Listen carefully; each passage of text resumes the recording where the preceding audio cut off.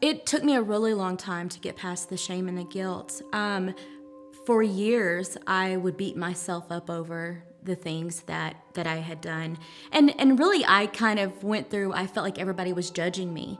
And so, when all this happened, I was living in a small town that my kids, had grew up in before they left to go to Kentucky. And so I just felt like everybody was talking about, she just got out of prison. She's the woman that lost her kids and went to prison. And so, and even though I know that probably wasn't happening, that was what I was just doing to myself.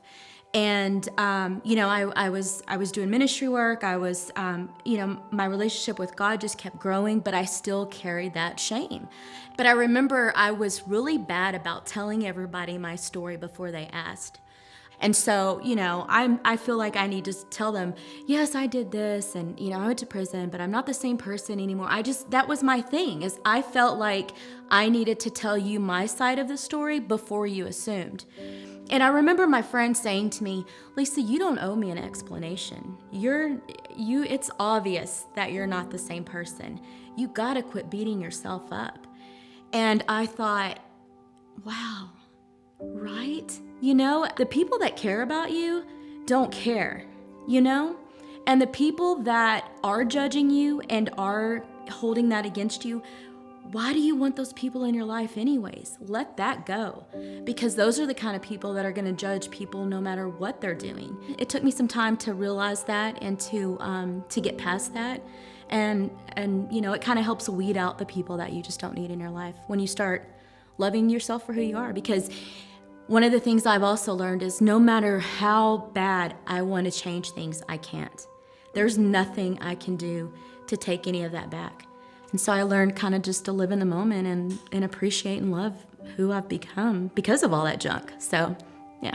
A lot of the women that I have encountered in prison and out, they feel that they have to immediately leave prison to go be with their kids because their kids need them. Yes, they need you, but they need a healthy you.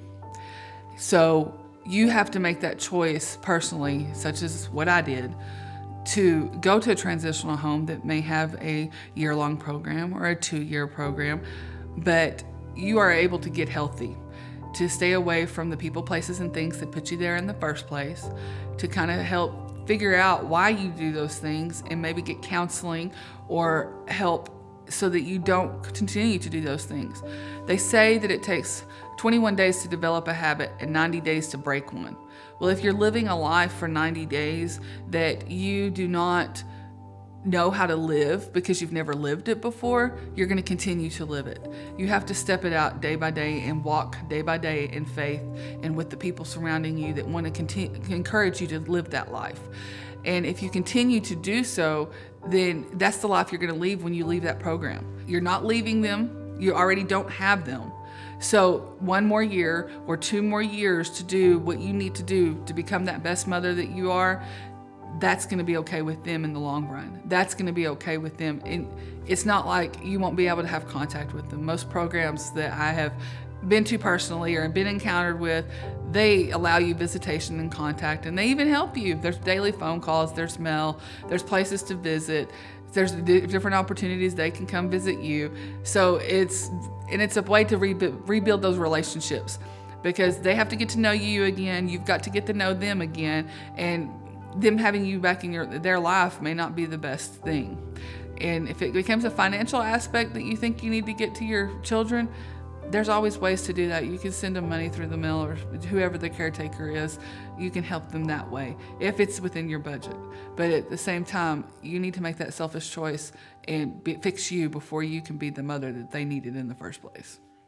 I know that when I struggle with trying to do the hard thing, I'll call my son and I'll be like, oh, why am I doing this? And he's like, because you're making the next right choice and you're following God. And I go, okay. He goes, Mom, everything will happen the way it's supposed to if you just trust in God and keep making the next right choice. And I'm like, okay, I don't know how you got so smart, but I'm glad. The most important thing about relationships is to know that you do not owe anyone nothing when you get out. Because some will try to hold that over your head, but others just need to let your walk talk louder than your talk. I once heard my pastor Evans say, preach a sermon and use words if you have to. It's nothing that I can say that my actions won't speak louder. And that's what I just commenced to doing, showing you I'm different. You know, in that song, No Matter What, that's out right now, that is the best song that ever was made, I think. Because he'll never leave you no matter what you do. But if you believe in yourself and you believe in what you're doing, you can do anything. I truly believe that. As long as you have God in your life, because you can't do it by yourself. And if people think they can, they're wrong. They're wrong. Because it's not easy out here. It's not. But into the taking leaps and bounds, you just have to take steps by steps. And that's what I'm doing, step by step. Depression is still very real for me.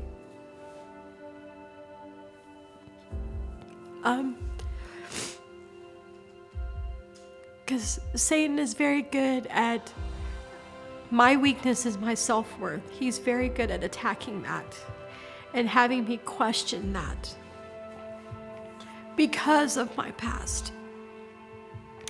And so I had done so good for so long, and it's popped back up again, and it's a daily struggle, you know.